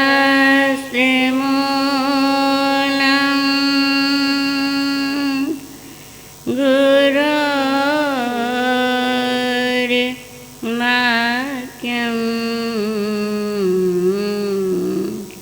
मोक्षमूलं गुरु कृपा। बोलिए शासनपति भगवान महावीर स्वामी की। पाठ पर विराजित हिमाचल केसरी उपाध्याय भगवान आगम ज्ञाता आगम पुरुष, हम सबकी आस्था के केंद्र पूज्य गुरुदेव उपाध्याय श्री जितेंद्र मुनि जी महाराज साहब, तपस्वी रतन सेवा भावी परम श्रद्धेय परम पूज्य गुरुदेव श्री रमन मुनि जी महाराज साहब व अन्य संत वृंद के पावन पवित्र चरणों में हृदय की असीम आस्था के साथ कोटि कोटि वंदन नमन। पाठ पर विराजित मम जीवन पोथनी मातृस्वरूपा शमनी सूर्या संघ प्रमुखा उत्तर भारत प्रवर्तनी गुरनी मैया श्री सुधा जी महाराज साहब व पाठ पर विराजित मधुर गायिका प्रवचन प्रभाविका श्री सुयश प्रभा जी महाराज साहब एवं सेवा भावी मधुर वक्ता साथी श्री सर्वज्ञ प्रभा जी महाराज साहब एवं मेरी संयम साधना में सहयोगी समस्त साथी मंडल, अत्र उपस्थित धर्म प्रेमी बंधुओं, माताओं तथा बहनों, आज बड़े हर्ष का विषय है कि हमें भी इस ज्ञान गंगा में गोता लगाने का क्या मिल रहा है, अवसर मिल रहा है। क्योंकि दीक्षा का पावन प्रसंग, और मैं ये मानती हूँ कि जहाँ पर लग्जरी का इतना सामान प्रभावित कर रहा हो, जहाँ पर दुनिया की चकाचौंध में हर एक बच्चा जो है उधर की लहर में ही बह रहा हो, लेकिन वहीं पर ये 17 साल का छोटा सा बच्चा सचिन वैरागी कैसे मोहमाया के ममता के बंधनों को तोड़कर इस चकाचौंध को पीछे धकेल करके वैराग्य के रंग में रंग गया। ज्ञान के अंदर इसने इतना अपने आप को भिगो लिया कि गुरुदेव की चरण शरण इसे सहज में मिली, और मिलने के बाद किस तरीके से इसने अपने आप को गुरु चरणों में ढाल लिया, अपना बना लिया गुरु को। देखिए, गुरु को अपना बनाना तो आसान है, लेकिन गुरु अपना बना लें ये बड़ा मुश्किल काम है। गुरु को हम अपना मान सकते हैं, लेकिन गुरु हमें अपना मान लें, गुरु के दिल में हम अपना स्थान बना लें, ये बहुत क्या है, मुश्किल बात है। तो आप देख ही रहे हैं कि ओसवाल परिवार से ये हांसपुर में जन्म लेने वाला छोटे से गांव में, लेकिन ननिहाल है रानिया के अंदर, और किस तरीके से माँ बाप के संस्कार इसे अच्छे मिले हैं, और माँ बाप की भी ख्वाहिश ही थी कि हमारा एक बच्चा गुरु चरणों में जरूर जाए। लेकिन ऐसे हर एक भावना तो भा सकता है, लेकिन बच्चा कोई चला जाए ये कोई गारंटी तो नहीं है। लेकिन इस बच्चे ने अपने माता पिता की ख्वाहिश को तो पूरा किया सो किया, लेकिन मन के भाव इसके पहले से ही जागृत थे कि मैं भी गुरु चरणों में अपने जीवन को क्या करूँगा, समर्पित करूँगा। देखिए, सरकार अभियान चलाती है, तरह तरह के अभियान चलाती है। जैसे कहीं लिखा हुआ था गांव के अंदर ही सेव विलेज, एकदम उसको पढ़ करके मन में ऐसा हो गया, सेव विलेज, गांव को क्या सुरक्षित रखना है और गांव को कैसे सुरक्षित रख सकते हैं। मैंने पूछा ये सेव विलेज क्यों लिखा है, तो उसने बताया महाराज साहब इस गांव के सारे बच्चे फौरन चले गए हैं। अगर बच्चे फौरन चले गए, लड़कियां अपने ससुराल चली गई, बच्चे फौरन चले गए, तो बूढ़ा बूढ़ी रह जाएंगे, और वो भी मर गए तो ये गांव तो क्या हो जाएगा, खाली हो जाएगा। अक्सर गांवों में देखो आजकल एक ट्रेंड ही हो गया है, मुझे बाहर जाना है, मुझे बाहर जाना है, मुझे बाहर जाना है। तो इसलिए लिखा है कि सेव विलेज, अपने गांव को क्या रखो, सुरक्षित रखो। आगे स्कूल के बाहर लिखा हुआ था सेव वाटर, जल है तो कल है, जल नहीं तो कल नहीं। और लिखा हुआ था सेव ट्रीज, वृक्षों को सुरक्षित रखो, वृक्ष है तो ऑक्सीजन है, वृक्ष नहीं तो ऑक्सीजन से महरूम रह जाओगे। और मेरे परमात्मा ने तो देखो, सरकार तो अनेक तरह के अभियान चलाती है, लेकिन परमात्मा भगवान महावीर ने केवल एक ही अभियान चलाया हुआ है जो सदियों से चला आ रहा है। पता है वो अभियान क्या है? वो है सेव लाइफ। क्या है? Save life. अपनी लाइफ को क्या रखो? क्या रखो? सुरक्षित रखो। अब मैं आपसे पूछती हूँ कि अपनी लाइफ को आप सुरक्षित कैसे रख सकते हो? जो मन में आए खाते चले जाओ, जो मन में आए पहनते चले जाओ, जो मन में आए कोठियाँ बदलते चले जाओ, हैं? इसको कहते हैं सेव लाइफ। सेव लाइफ है क्या? जैसे महाराष्ट्र के अंदर एक गुरु हुए हैं समर्थ गुरु रामदास जी। उनका जीवन पूरा ही धर्ममय था। एक नौजवान ने सुन लिया कि समर्थ गुरु रामदास जी पूरे धर्ममय हो चुके हैं, उनका एक भी क्षण धर्म के बिना नहीं जाता। वो नौजवान आ गया गुरु के चरणों में और कहने लगा, गुरुदेव मैंने सुना है कि आप धर्ममय हो चुके हैं। बोले फिर इसमें क्या है? कहता ये तो मैं मान ही नहीं सकता, क्योंकि मन इतना चंचल है। आज अभी इस पल यहाँ है, लेकिन कल कहाँ भाग जाएगा इसका कोई भरोसा नहीं। तो धर्म में आप पूरी जिंदगी कैसे हो सकते हो? पूरा जीवन आपका धर्म में कैसे हो सकता है? कभी तो आपका मन इधर उधर जाता ही होगा। लेकिन दूसरे पल नौजवान ने क्या देखा कि गुरुदेव के चेहरे पे टेंशन आ गई।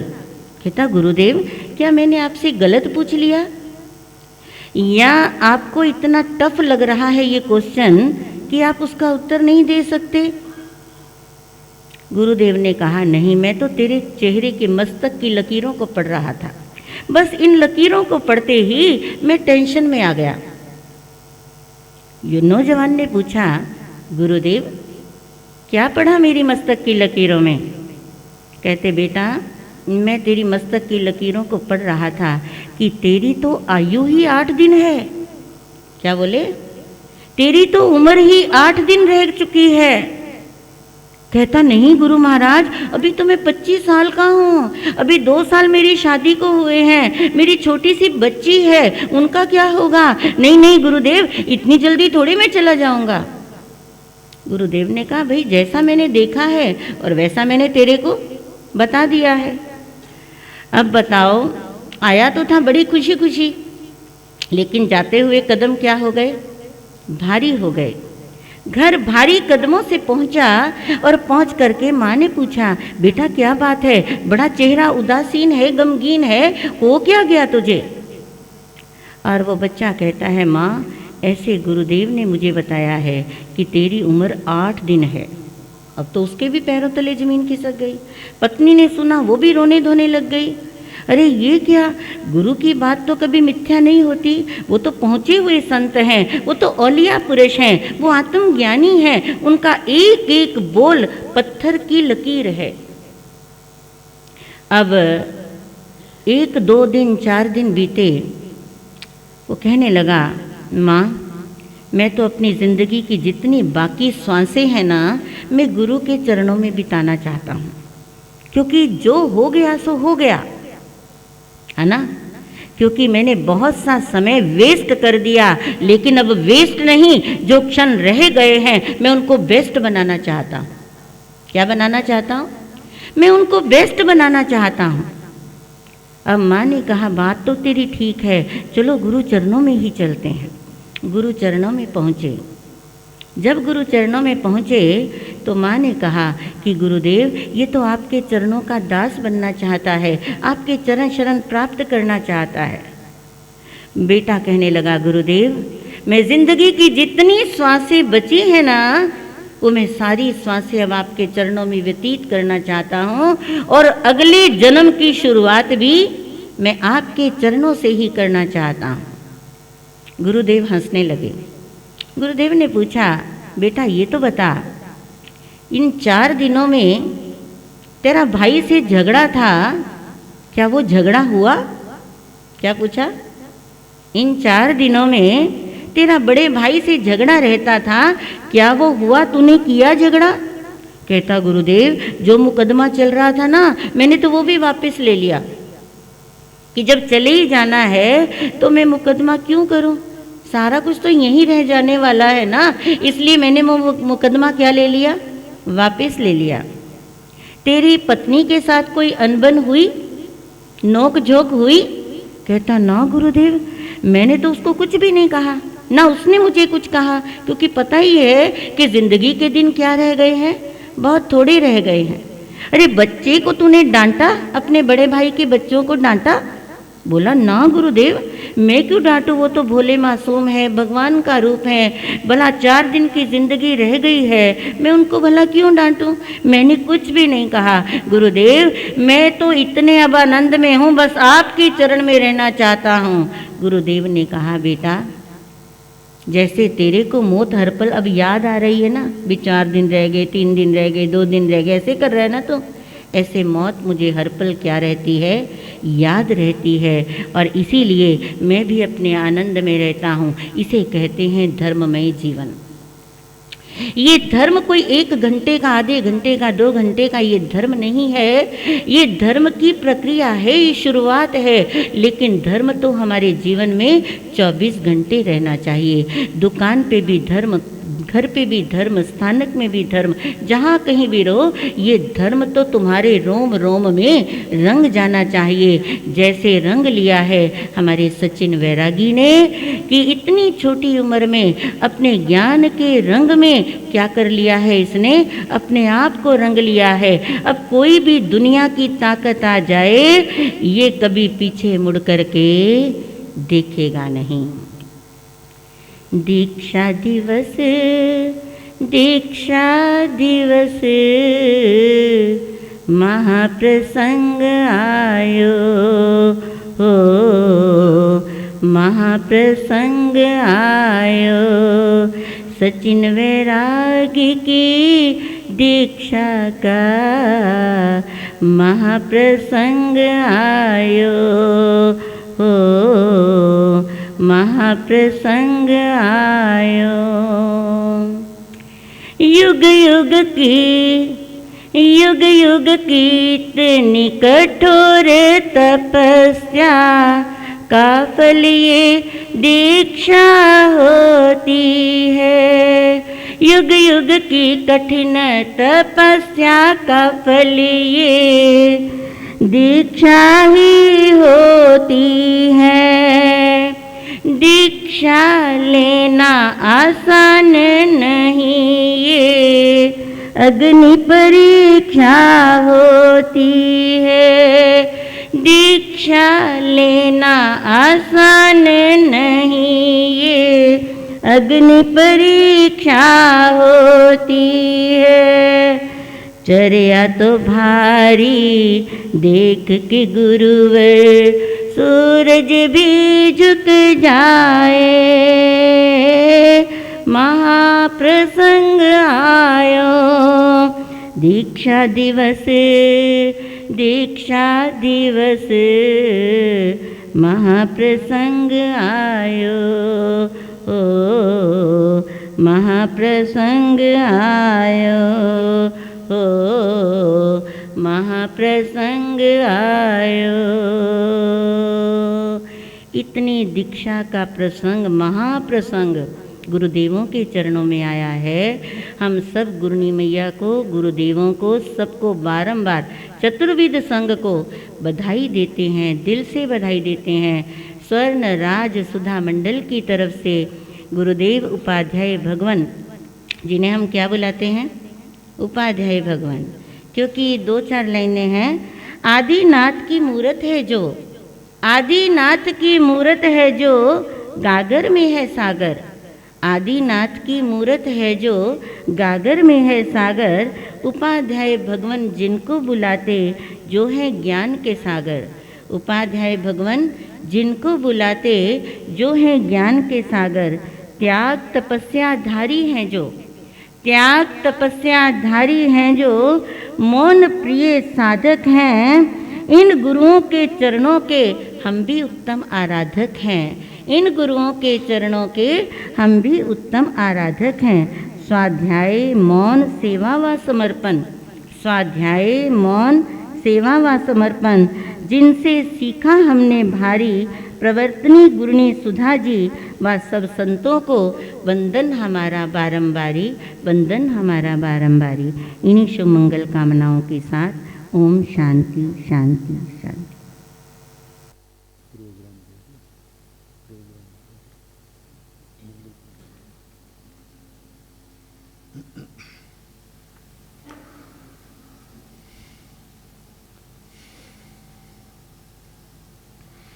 जीर्ण वैण अनुरक्ता, जीर्ण वैण जे करन्ति भावेण, अमला असंकलिठा ते हुन्ति परित संसारी। बोलिए भगवान महावीर पावन चरित गुरुदेव जी, बंधु मन वच काय, भव सागर को तरण में करो हमारी सहाय। जिन शासन जिन वाणी सदा जयवंतो, श्रवण संग सदा अविचल मंगल हो। मुक्ति को प्राप्त श्रमण भगवान महावीर स्वामी, उनकी परम पावन कल्याणी भागवती वाणी, वाचक प्रमुख श्री इंदर भूति गौतम आदि गणधर भगवंत, युग प्रधानाचार्य परम पूज्य श्री सुधर्मा स्वामी जी महाराज, उनकी परम पावन पाठ परंपरा, वर्तमान आचार्य ध्यान योगी परम पूज्य श्री शिव मुनि जी महाराज एवं गुरुजन सबके पावन चरण सरोजों में मेरा अनंत वंदना नमस्कार। जहाँ विराजित आदरणीय मुनि वृंद, परम आदरणीय भगवती स्वरूपा, उत्तर भारतीय प्रवर्तनी महासाध्वी श्री सुधा जी महाराज,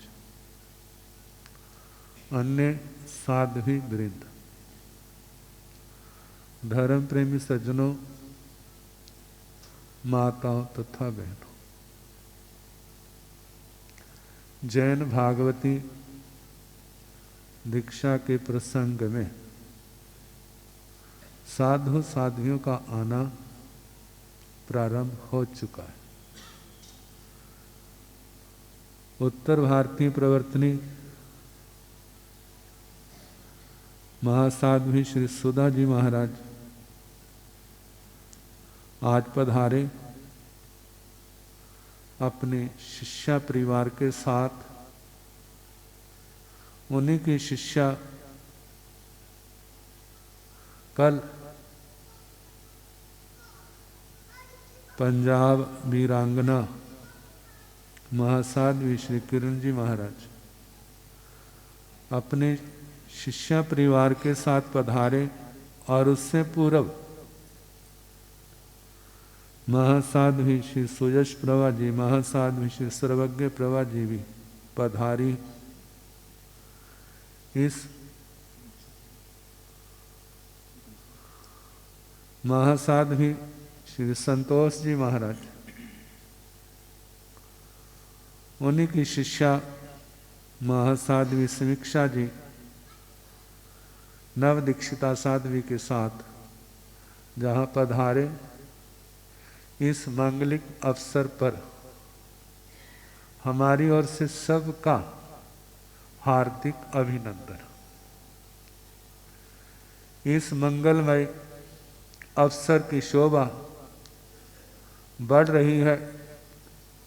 डॉक्टर साहब भी पधारे हैं, डॉक्टर श्री सुब्रत मुनि जी, महासाध्वी जशा ज्योति जी, महासाध्वी प्रवीण जी और महासाध्वी श्रुति जी, सब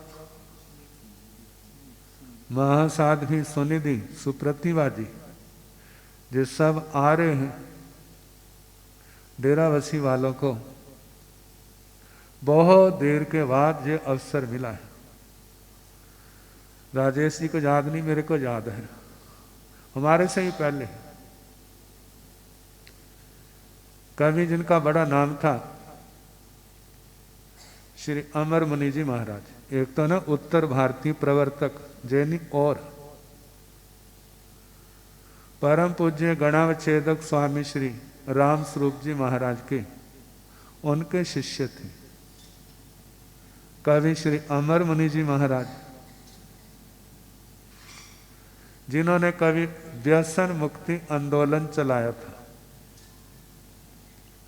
सड़क पर खड़े हो जाते थे, जो भी आता प्यार से बुलाते तो भाई कहते स्वामी जी कहो, भाई शराब नहीं पीनी, मीट अंडा नहीं खाना, ये कोई व्यसनों का त्याग कराया करते थे। कितनों ने आजीवन त्याग किए, कहते मैं तो नहीं छोड़ सकता। कहते अच्छा कितना छोड़ सकते हो, कितना छोड़ सकते हो? आप जितना कहते, कहते अच्छा कोई बात नहीं, इसको आगे बढ़ाना, इसको घटाना ना, उसका नियम करवा देते। उनका भी इन क्षेत्रों के अंदर काफी विचरना रहा, लेकिन शायद किसी को याद होगा उनके चरणों में एक दीक्षा हुई थी, जहां पर उनका नाम था श्री धर्मवीर जी, जिनका भावपूर्ण टांडा के अंदर वहां पर हुआ था।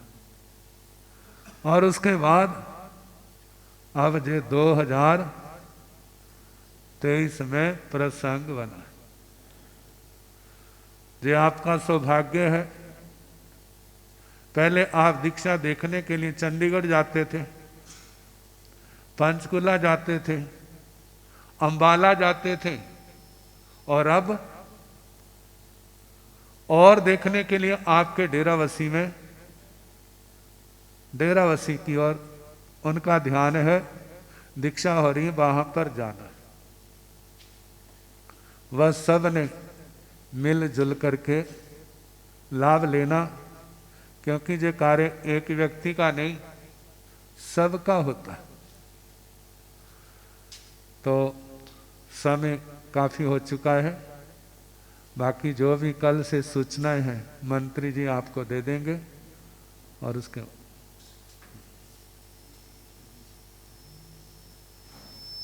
जागो जागण वाले ओ जगोण वाले आ गए, जागो जागण वाले ओ ज्ञान वाला डंका बजोड़ वाले आ गए, ज्ञान वाला डंका ना दया बोलांदा ना तोल ना मोल, ना दया एक एक बोल जिवें हीरा न मोल है, एक एक बोल।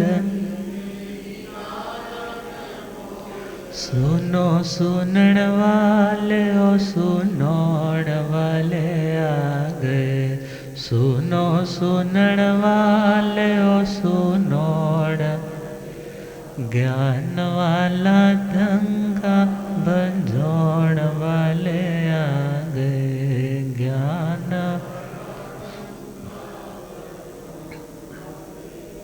बड़े सौभाग्य के साथ आप सभी को दिव्य वीतराग वाणी का पावन संदेश एवं चतुर्विध संघ का पावन मंगलमय हिस्सा बनने का सौभाग्य मिल रहा है। और इसी क्रम में जो लाभ ले रहे हैं सभी साधुवाद के पात्र हैं, जिनके प्रत्याख्यान हो आज के एकाशनों की तपस्या हो किसी की। हाँ भाई दिवेंद्र जी। एकासन करने वालों को उपवास का पच्चखान, आज का उपवास हो बहन कविता जी। तपस्या करने वालों को आई मिल हो, मन की धारणा के अनुसार आज का कोई भी पच्चखान हो। कल केसर का कार्यक्रम है और उसकी सूचना हमारे महामंत्री श्रीमान राजेश जी दे रहे हैं।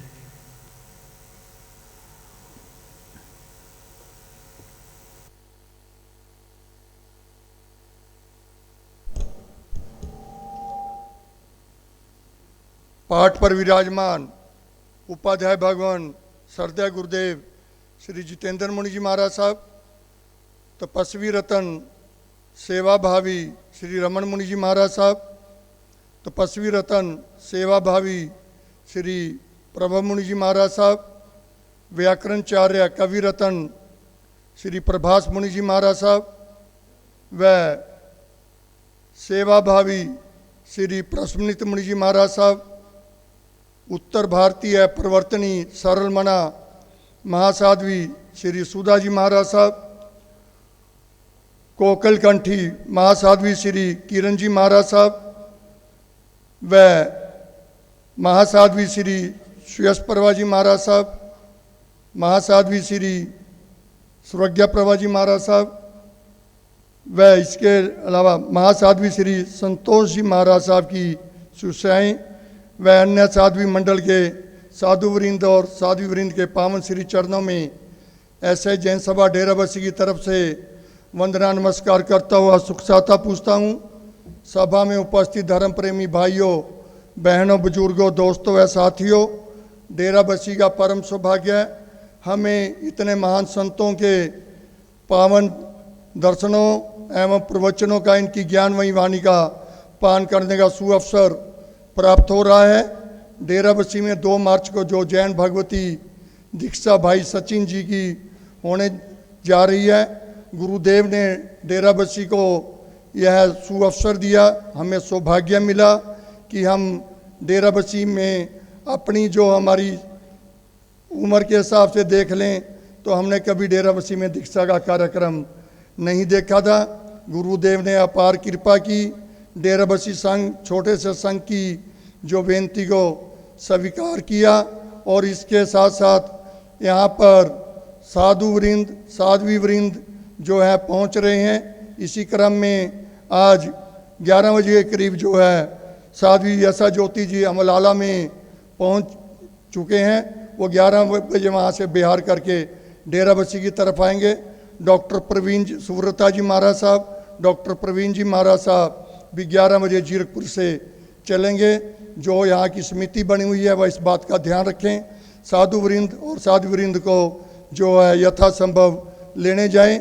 आदर सत्कार के साथ हमारा जो सौभाग्य हमें मिला है उसका पूर्ण लाभ लें। इसके साथ ही कल से जो है जो रस्म, केसर रस्म जो है इसी ऑडिटोरियम में होगी। सुबह 9 बजे जो है केसर की रस्म यहाँ पर शुरू होगी। सबसे पहले गुरुदेवों के मुखारबिंद से हमें इनकी ज्ञानमयी वाणी का पान करने का सुअवसर मिलेगा। और इसके साथ ही यहाँ पर जो साध्वी वृंद ठहरे हुए हैं, मैं आप सबको बता दूं, जो साध्वी सुयश प्रभा जी महाराज साहब वो श्री धर्मवीर जी जैन के निवास स्थान पर, और साध्वी सर्वज्ञा प्रभा जी महाराज साहब श्री सुनील जैन जी बबली जी के निवास स्थान पर, और महासाध्वी उत्तर भारतीय प्रवर्तनी श्री सुधा जी महाराज साहब व कोकल कंठी साध्वी श्री किरण जी महाराज साहब व संजय जैन जी जो प्रधान है S Jain girls senior secondary school के, उनके निवास स्थान पर विराजमान है। सभी भाई और बहन वहाँ पर जाकर के दर्शनों का लाभ लेते रहें।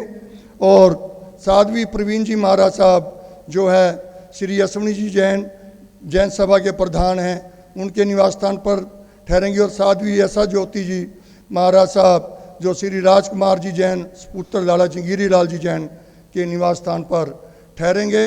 इसके साथ ही मैं आपको यह बताना चाहूँगा कि जैन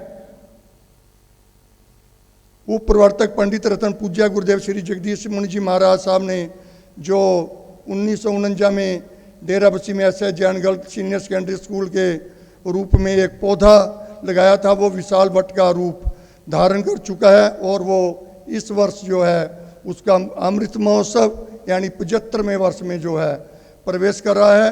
गुरुदेव ने कृपा की और उसका जो है स्कूल का सारा जीर्णोद्धार किया गया और उसका उद्घाटन जो है हमारे सुश्रावक श्री सुखदेव जी जिंदल जो आज सभा में आए हुए हैं उनके कर कमलों द्वारा होगा।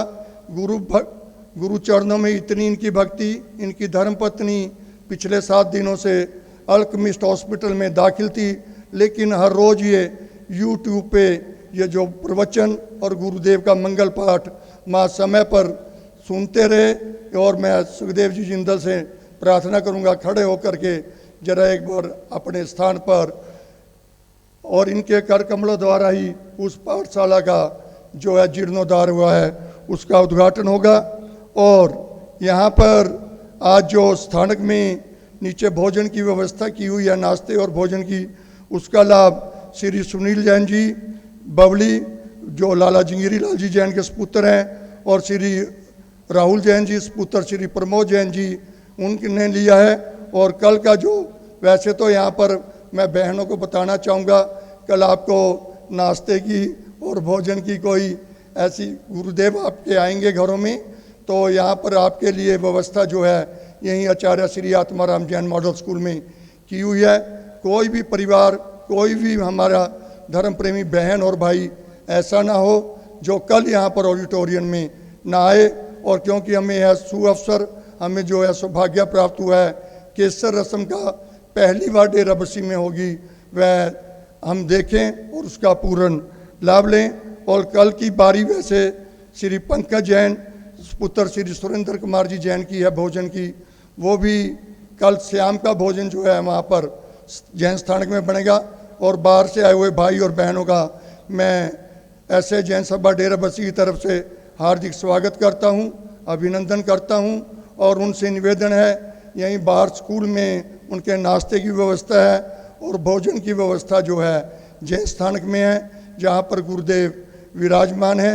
हम सभी ने इस सुअवसर का पूर्ण लाभ लेना है। और इसके साथ ही आज रात्रि में 8 बजे ऐसे जैन सभा की मीटिंग भी होगी। और जो है इसका जो केसर की रस्म का जो लाभ है वो वैरागी के सचिन जी के जो धर्म के माता पिता बने हैं, उनके अलावा श्री संजीव जैन, श्री प्रमोद जैन डेरा बस्सी वाले भी अपना उसमें योगदान दे रहे हैं। मैं इन सभी का ऐसे जैन सभा डेरा बस्सी की तरफ से हार्दिक आभार व्यक्त करता हूँ, धन्यवाद करता हूँ और यही आशा करता हूँ कि जो हमें सौभाग्य मिला है इसका पूर्ण लाभ लें। धन्यवाद। बस कोई बात। कल जो केसर की रस्म है, धर्म के माता पिता श्रीमान रविंद्र जी जैन और सुश्राविका श्रीमती सुमन जी जैन, भ्राता जगदीश चंद्र जी जैन परिवार लुधियाना की ओर से है। और उसी के साथ श्रीमती त्रिशला देवी जी जैन, सुश्रावक उन्हीं के पुत्र श्रीमान सुनील जी, श्रीमती मीनाक्षी जी, वो लाभ ले रहे हैं कल की केसर की रस्म का। और सबसे बड़ा लाभ तो उनका है जिन्होंने बच्चे को जन्म दिया है, संस्कार दिए हैं, और उनके माता जी, दादा दादी जी इत्यादि उनके फैमिली मेंबर्स। और ये संपूर्ण श्री संघ जो लाभ ले रहा है, ये तो व्यवस्थाओं के लिए नाम दिए जाते हैं, मगर जो भी लाभ लेगा, जो भी हृदय से अनुमोदना करेगा, ये सबका लाभ है, सभी का अपना लाभ है। भले वो कोई भी श्री संघ हो, बनूड़ हो, पंचकुला हो, चंडीगढ़ हो, लुधियाना हो, पटियाला हो, उत्तर भारत का हो, बाहर का हो, राजस्थान का हो, कोई भी हो, मगर हाँ गुरुदेव की जो कृपा दृष्टि, व्यवस्थाओं की दृष्टि से उनकी भावनाओं के अनुरूप उन्हें मिली है, तो उनमें दीक्षा के जो लाभार्थी परिवार है उन्हें और एक और फैमिली है उन्हें ये लाभ दिया है। तो इन्हीं शुभमंगल भावनाओं के साथ आप सभी ज़्यादा से ज़्यादा इन मिले हुए प्रसंगों का लाभ कमाएं। और जो हाँ, कल का जो बाण कहा जाता है, वैसे तो जैसे पंजाबी में को तो कोड़ियाँ गाते हैं, हाँ, गीत गाते हैं, ये दुनिया में होता है। मगर ये मोक्ष मार्ग की ओर बढ़ने वाली आत्माओं के लिए वैराग्य के गीत गाए जाते हैं कि इनका वैराग्य भाव और बढ़े। ये जिस मार्ग पर जाने जा रहे हैं, चलने जा रहे हैं, इन्हें सफलता मिले, मंगल आशीष दिए जाते। और पहला जो प्रथम वो बाण है केसर के बाद हमारे महामंत्री जी के उन्हीं के निवास स्थान पर है। और हमारी महासाध्वियाँ जी पधार गई हैं, जो वैराग्य के गीत गाने में देखा जाए हर साल ही इनके तो परिवारों में दीक्षाएं होती रहती हैं। संतों की दीक्षाएं कम होती हैं और सतियों की दीक्षाएं ज़्यादा होती हैं, तो रौनक तो बहनों से ही होती हैं। तो सभी महासाध्वी जी महाराज साहब निवेदन करते रहिए और जो मांगलिक कार्य है उनमें मंगलमय गीत और अच्छी अच्छी व्यवस्थाएं, सब में धर्म का प्रभाव बढ़े, मोक्षार्थी के प्रति शुभ भावनाएं बढ़े और ये कार्यक्रम आपके अच्छे से संपन्न हो।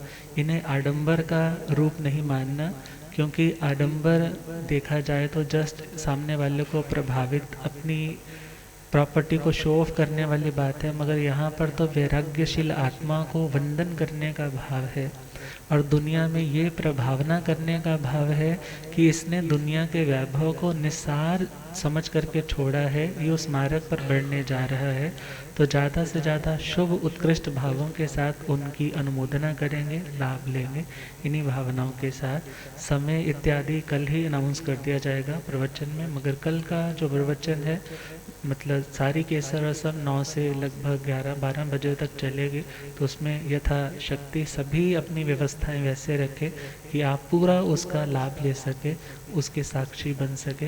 इन्हीं भावनाओं के साथ बोले शासनपति भगवान महावीर, आचार्य सम्राट परम पूज्य श्री आत्माराम जी, आचार्य सम्राट परम पूज्य श्री आनंद ऋषि जी, आचार्य सम्राट परम पूज्य श्री देवेंद्र मुनि जी, वर्तमान आचार्य सम्राट ध्यान योगी परम पूज्य डॉक्टर श्री शिव मुनि जी, गणवच्छेद परम पूज्य स्वामी श्री लाल चंद जी, गणवच्छेद परम पूज्य स्वामी श्री गोकुल चंद जी, चारित्र चूड़ामणि परम पूज्य स्वामी श्री नेक चंद जी, शासन प्रभाव को प्रवर्तक पंडित रतन पूज्य गुरुदेव श्री जगदीश मुनि जी, आगम ज्ञाता आगम पुरजन शासन रतन हिमाचल केसरी उपाध्याय भगवंत श्रद्धे गुरुदेव श्री जितेंद्र मुनि जी, उग्र तपस्वी आदर्श भावित शिरोमणि श्रद्धे गुरुदेव श्री रमण मुनि जी,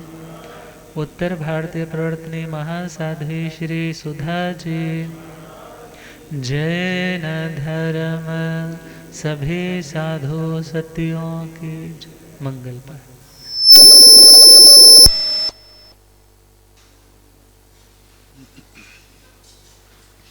नमो अरिहंताण, नमो सिद्धाण, नमो आयर्याण, नमो गंझायाण, नमो लोय संसाहुण, एसो पंच नमो कारो साव पाव प्रणसणो मंगलानंद सम्मे सिंह पड़मंग हवाई मंगलंग, श्री चतारि मंगलम अरिहंता मंगलम, सिद्धा मंगलम, साहो मंगलम, केवली मुनतो धम्मो मंगलम, चतारि लोगोत्तम अरिहंता लोगोत्तम, सिद्धा लोगोत्तम, साहो लोगोत्तम, केवली मुनतो धम्मो लोगोत्तम, चतारि शरणं प्रवज्जामि अरिहन्ते शरणं प्रवज्जामि, सिद्धे शरणं प्रवज्जामि, साहो शरणं प्रवज्जामि, केवली मुनतं धम्मं शरणं प्रवज्जामि। चार शरणे सुख करने दुख करने मंगल करने और शरणा नहीं कोई, जो भव प्राणी आचर्य अक्षय